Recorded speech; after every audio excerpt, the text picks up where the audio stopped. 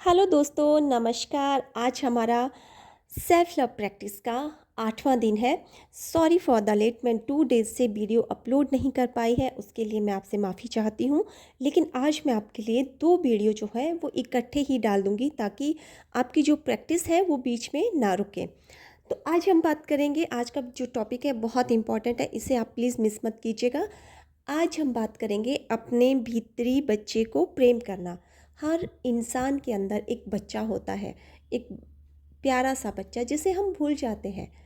ज़िंदगी जो है ना, आपकी अपने अंदर के जो बच्चा है ना, उसे हमेशा ज़िंदा रखिए। अगर आप ज़िंदगी को अच्छे तरीके से जीना चाहते हैं, उस बच्चे को, उस बचपन को बहुत पीछे छोड़ आए होते हैं। जो बच्चा छोटी छोटी चीज़ों में खुश हो जाता है, छोटी छोटी चीज़ों में उदास भी हो जाता है और फिर से खुश हो जाता है, वो बच्चा जो हर पल खुश रहने की कोशिश करता है, वो बचपन में उस बच्चे ने क्या क्या सहा है, क्या क्या देखा है, वही आज हम उस अंदर के उस डर को, उस अंदर के उन सारे इमोशन को जो है, आज इस वीडियो के माध्यम से हम बाहर निकालेंगे। अपनी चाइल्ड हीलिंग जो होती है ना, इनर चाइल्ड हीलिंग, वो भी इसके द्वारा आप कर सकते हैं। तो चलिए, आज आप उस व्यक्ति के परे देखेंगे जो आपको आईने में नज़र आता है और अपने अंदर के बच्चे से मिलेंगे। ये आपके मिरर वर्क का बहुत इम्पॉर्टेंट डे है। मेरा हाथ थामे और हम साथ में आईने के पास चलते हैं। अपनी आंखों में गहराई से देखें। आपके आईने में आपको जो वयस्क नज़र आ रहा है, उसके परे देखें और अपने भीतरी बच्चे का स्वागत करें। इस बात से कोई फर्क नहीं पड़ता कि आपकी उम्र क्या है। आपके अंदर एक नन्हा सा बच्चा है जिसे प्रेम और स्वीकृति की आवश्यकता है। यदि आप एक महिला हैं तो चाहे आप कितनी भी आत्मनिर्भर हो, आपके अंदर एक नन्ही सी बच्ची है जो बहुत नाजुक है और मदद चाहती है। यदि आप एक पुरुष हैं तो चाहे आप कितने भी आत्मविश्वासी हों, आपके अंदर एक छोटा सा बच्चा है जो अपनापन और स्नेह चाहता है। जब आप आईने में देखते हैं तो क्या आपको आपका भीतरी बच्चा नज़र आता है?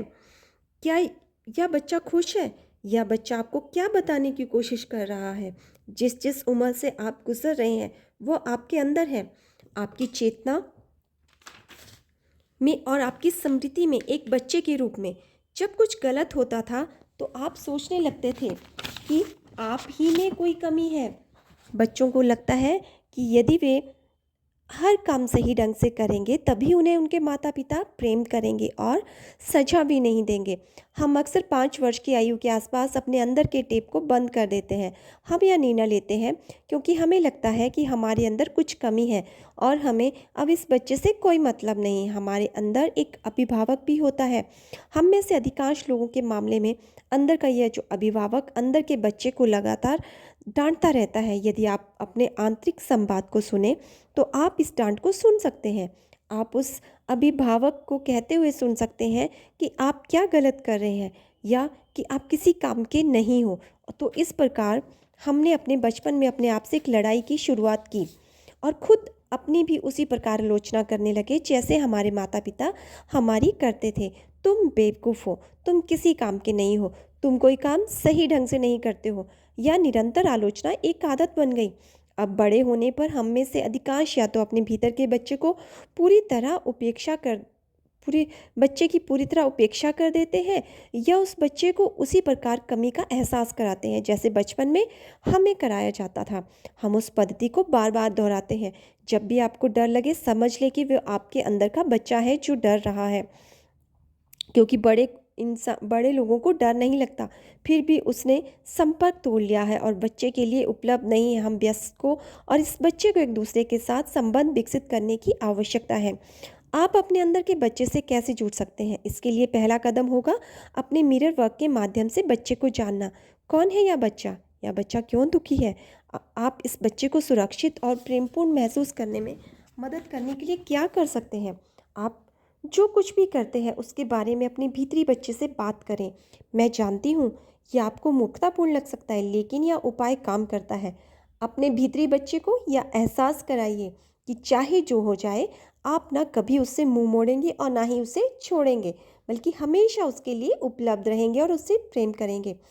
आपका भीतरी बच्चा सिर्फ इतना चाहता है कि उस पर ध्यान दिया जाए और उसे सुरक्षा और प्रेम मिले। यदि आप दिन भर में थोड़ा सा समय निकालकर अपने भीतर मौजूद उस नन्हे से बच्चे से जुड़ना शुरू कर देंगे तो आपका जीवन काफ़ी बेहतर हो जाएगा। आइए अफर्म करें, मैं अपने भीतर के बच्चे को प्रेम करने और स्वीकार करने के लिए तैयार हूँ। आपका 8वें दिन का मिरर वर्क। अपनी उस समय की एक तस्वीर निकालें जब आप लगभग 5 वर्ष के थे।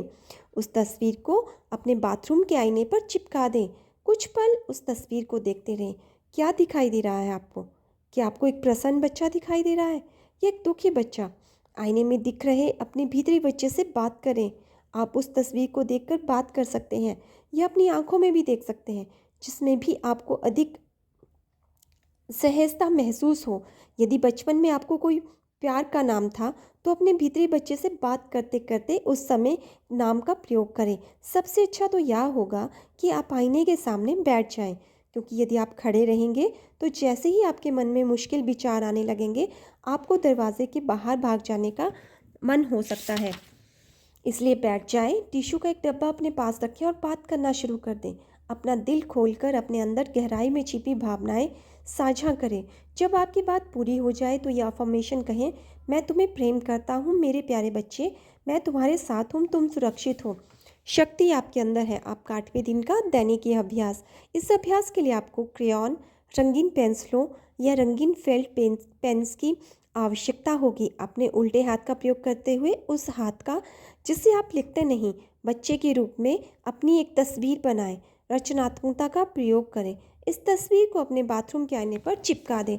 इस तस्वीर को देखते हुए अपने भीतरी बच्चे से बात करना शुरू कर दें। अपने भीतरी बच्चे से निम्नलिखित प्रश्न पूछें और इनके उत्तर अपनी दैनिकी में लिखें। तुम्हें क्या पसंद है? तुम्हें कौन सी चीज़ नापसंद है?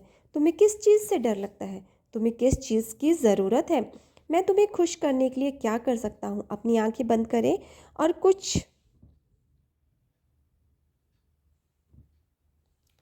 कुछ मिनट या चिंतन करें कि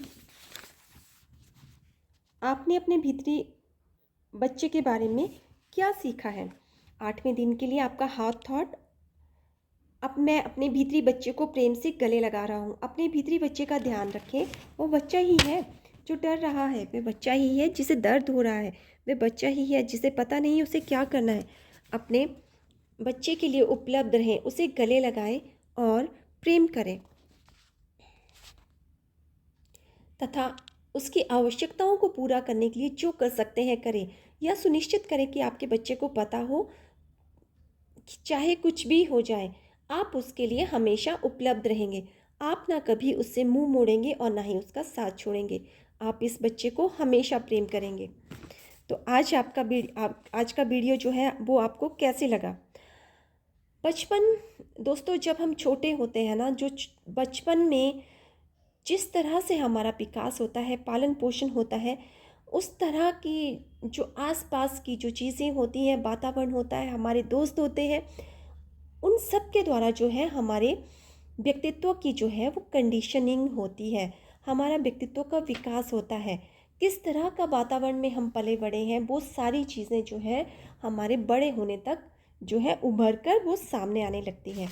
तो जब हम छोटे बच्चे होते हैं हमारे साथ कैसा व्यवहार किया गया है, किस तरीके से हमें रखा गया है, वो सारी चीज़ें जो है धीरे धीरे धीरे धीरे हमारे मानसिक पटल पर जो है वो बैठती जाती हैं और वो ही बाद में हमारे जो है बड़े होने के बाद कई तरह की जो हमारी जो लाइफ में इश्यूज़ आ रहे होते हैं, प्रॉब्लम्स आ रहे होते हैं, वो हमारे उस छोटे बच्चे को किस तरीके से हर्ट किया गया है, किस तरीके से उसको दुख दिया गया है, कैसे उसका शोषण किया गया है, वो सारी चीज़ें जो है हमारे बड़े होने पर उभरने लगती है, चाहे वो मानसिक रूप में, मानसिक बीमारियों के रूप में या किसी और रूप में।